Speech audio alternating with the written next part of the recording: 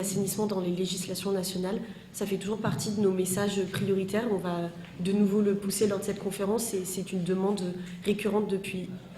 Pardon, c'est une récurrente... Oui, excusez-moi, oui, je répondais, oui.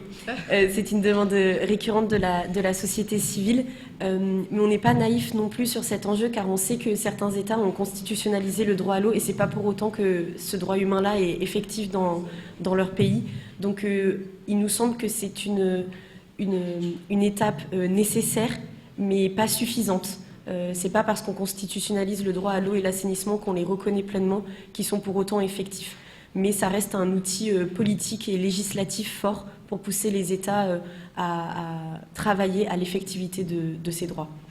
Est-ce que, Aziz, tu veux compléter sur ça? Ok, je continue. La deuxième question par rapport au financement et aux bailleurs. Donc, il y a un des dialogues interactifs de cette conférence, le numéro 6, qui s'appelle Investissement pour l'eau.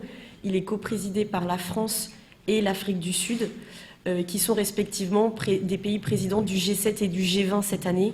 Donc, des processus parallèles où on va de nouveau pouvoir discuter des investissements pour l'eau. Je vais parler donc surtout au niveau de la France. La coalition est très mobilisée auprès du gouvernement français pour avoir des mesures ambitieuses sur les financements pour l'eau, tout en ayant en tête certaines lignes rouges, comme notamment la mobilisation croissante des financements privés. Alors on a évidemment besoin de plus de financement, mais on ne veut pas que les financements privés se substituent au pouvoir étatique et au pouvoir des gouvernements.